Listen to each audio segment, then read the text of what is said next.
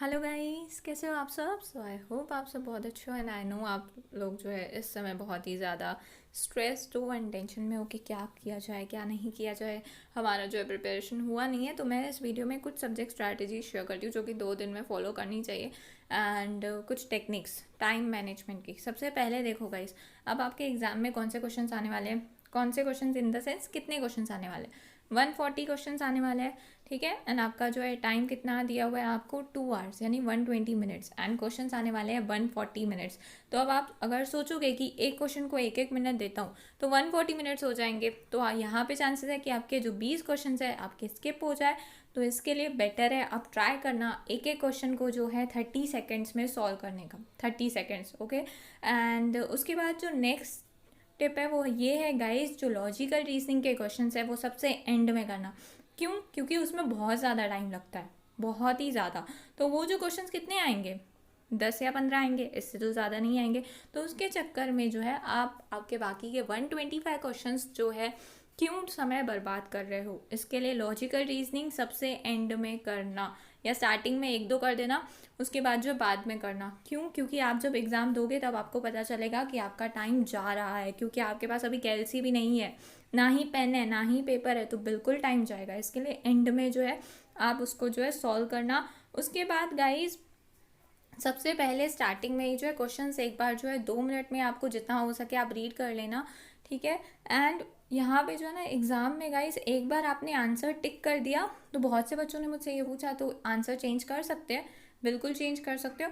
तो एक बार आपने जो है ना आंसर टिक कर दिया, उसके बाद अगर आपको उस क्वेश्चन में डाउट है कि नहीं नहीं मुझे आगे चल के चेंज करना है इस क्वेश्चन को, इसका आंसर मैं चेंज करूँगा, तो क्या करना, उसको जो है मार्क फॉर रिव्यू में टिक कर देना, सो दैट आप जो है बाद में जब बैक करोगे तो इतना आपको टेंशन नहीं लेनी पड़े। सिर्फ जो है क्वेश्चन पे टिक कर दोगे, मार्क फॉर रिव्यू का जो है वहाँ पे कलर शो होता है, तो वहाँ पे जो है टिक करोगे आप, तो आप जो है उस क्वेश्चन पे पहुँच जाओगे। एंड एग्जाम में गाइस गेस वर्क जो है बहुत ही कम करना, ठीक है, क्योंकि आपको इसमें नेगेटिव मार्किंग है नहीं, लेकिन तभी भी गेस वर्क मत करो, क्योंकि बहुत से बच्चे क्या करते हैं, गेस वर्क करते हैं, उस चक्कर में जो आंसर राइट होता है ना उसको भी रॉन्ग आंसर टिक करके आते हैं। तो एग्जाम में आपको गेस वर्क नहीं करना है।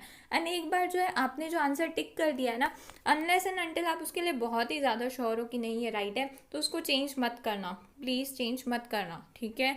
उसके बाद जो है आपको जो है, देखो गाइस, कभी भी एग्ज़ाम में ना किसी भी करेक्ट आंसर, अगर आपको कुछ भी नहीं आता है आंसर कि क्या करना चाहिए, मुझे तुक्का मारूँ क्या करूँ, तो प्रोबेबिलिटी ये होती है कि 25 to 50% जो आंसर क्या होगा वो हमारे हिसाब से वही होगा आंसर, ठीक है। तो आपको जो है यहाँ पे मैं कहूँगी प्रोबेबिलिटी बहुत ही कम यूज़ करना, बहुत ही कम क्वेश्चंस में यूज़ करना, स्पेशली लॉजिकल रीजनिंग में जो है मुझे पता है आप सब लोग जो है प्रोबेबिलिटी गेस वर्क करने वाले हो, बाकी किसी में मत करना गाइस, ओके। एंड उसके बाद जो है ग्रामेटिकल क्वेश्चंस की बात आती है, तो एग्ज़ाम में ना बहुत से बच्चों ने मुझे ये कहा कि प्रेजेंटेशन एंड कम्युनिकेशन स्किल्स में तो ग्रामर ही पूछा, एंड तो क्या किया जाए उसके लिए। तो गाइज उसके लिए जो आपके पास जो बिजनेस कम्युनिकेशन का चैप्टर 1 है, चैप्टर 2 एंड चैप्टर 3 है, उसको सिर्फ रीड करो, लर्न नहीं करना है, सिर्फ रीड करना है। एंड जो चैप्टर 8 है जिसमें ज़्यादा टर्म्स दिए हुए हैं, तो गाइज उसको भी एक बार जो है अगर आपने वो कंप्लीट नहीं किया है ना बिजनेस कम्युनिकेशन का, सिर्फ गो थ्रू कर दो, सिर्फ रीडिंग करनी है, क्योंकि उसमें से इतना जो है आने वाला है नहीं, ठीक है। तो आपको इतना टेंशन लेने की ज़रूरत नहीं है। एंड लॉजिकल रीजनिंग सबसे एंड में ही अटेम्प्ट करना मैं कहूँगी। एंड जो आपको आंसर नहीं आता है उसको जो है, अगर आप कोई आंसर अटेम्प्ट नहीं करते हो तो वहाँ पे वो शो करेगा रेड में शायद से कि आपने जो है आंसर अटेम्प्ट नहीं किया है, तो एंड में जो है आप उसको अटेम्प्ट कर देना, वहाँ पे गैस वर्क लगाना। एंड उसके बाद जो है गाइस ट्राई करो कि एग्ज़ाम आपका जो आधा घंटा पहले ही हो जाए, 1.5 घंटे में आप जो है अपना एग्ज़ाम कंप्लीट कर रहे हो, ओके। एंड उसके बाद जो है अब आते हैं गाइस ई बुलेटिन के जो है ना एमसीक्यूज़ एक बार देख लो, ठीक है। अगस्त 1 की ई बुलेटिन आई है, उसके जो है आप एक बार एमसीक्यूज़ देख लो मैं कहूँगी। एंड उसके बाद अब इस टाइम पे ना डिमोटिवेट बहुत ज़्यादा हो रहे हो सब कि लैपटॉप ख़राब है, पीसी ख़राब है, नेट का कनेक्शन जा रहा है, क्या करूँ गाइस, टेंशन मत लो, आपका जो एग्ज़ाम हो जाएगा, आपको टेंशन लेने की ज़रूरत नहीं है। एंड बहुत से बच्चों ने मुझसे ये कहा कि ma'am login ID and password, SMS आ जाएगा गाइस एक दिन पहले। एंड हमें रोल नंबर क्यों दिया गया है, तो रोल नंबर आपको जो है आपका नाम, हर एक को एक यूनिक रोल नंबर दिया गया है, तभी तो आपकी मार्कशीट आएगी, डाउनलोड करोगे मार्कशीट पे आपका आइडेंटिटी के लिए रोल नंबर दिया गया है, ठीक है। उसके बाद अब इकोनॉमिक्स की बात आती है, तो इकोनॉमिक्स के लिए मैंने आपको पहले ही बताया था आपको क्या करना है। एंड गाइज ये लास्ट के 2 दिनों में अगर आपसे डेटा होती है लर्न करो, नहीं होती है लीव इट, ठीक है। पूरा तो डेटा आने वाला है नहीं। उसके बाद है लीगल एप्टीट्यूड में भी जो है गाइज मैं कहूँगी लीगल एप्टीट्यूड में सेक्शंस है, इस टाइम पे जो है करने की कोशिश मत करना, ठीक है। एंड लॉजिकल रीजनिंग ये 2 दिन में जो है बिल्कुल मत करो।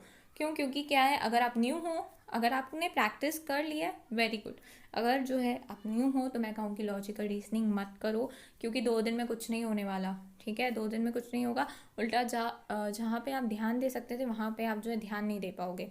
एंड उसके बाद जितना हो सके आप जो है एक बार ये 2 दिन में भी स्टडी मटेरियल आप जो है कुछ चैप्टर्स के 2-3 पेज कर लो, ठीक है। जितना होता है उतना करो। बिजनेस कम्युनिकेशन का जो है आप रीड कर लो। एंड क्योंकि बिजनेस कम्युनिकेशन के लिए मैंने पहले भी कहा था कि business communication and presentation and communication pass हो सकते हो, ठीक है, तो उतना करो। एंड लीगल एप्टीट्यूड के ऊपर ऊपर से, क्योंकि क्या है, सिर्फ एमसीक्यू करने से कोई पास नहीं होता, ये जो है दिमाग में बिठाई गई बातें नहीं होते पास। सो मैं जो है आप सबके लिए प्रेयर करूँगी कि आप सब लोग पास हो जाओ। एंड बिल्कुल भी टेंशन मत लो, आप लोगों ने बहुत ज़्यादा टेंशन लिया एंड मुझे भी बहुत ज़्यादा टेंशन दिया। So thank you so much for watching guys, bye, take care.